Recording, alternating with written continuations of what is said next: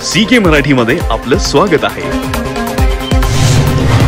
CK Marathi.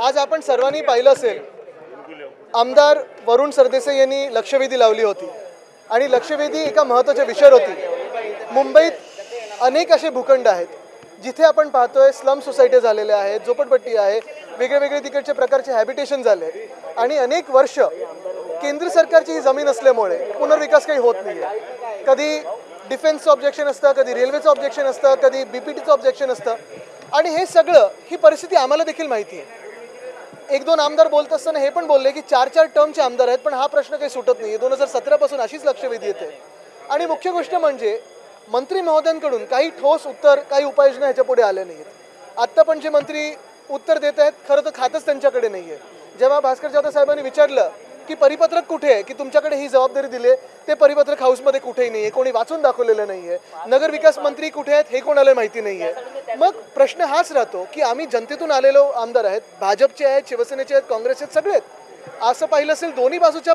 आमदारांनी हाच प्रश्न विचारला की पुनर्विकास ह्या लोकांचा कधी होणार, जे डिफेन्स लँडवर आहेत, जे रेल्वे लँडवर आहेत।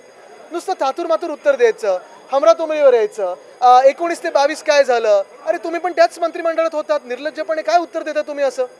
आम्ही कुठेही राजकारण न करत असताना आम्ही काय सांगितलं होतं की मुख्यमंत्री महोदयांनी लवकर बैठक घ्यावी आणि ठोस उपाययोजनाच्यावर करावी। मग आमचं तुमचं ह्यावेळी त्यावेळी काढण्याची काय गरज होती?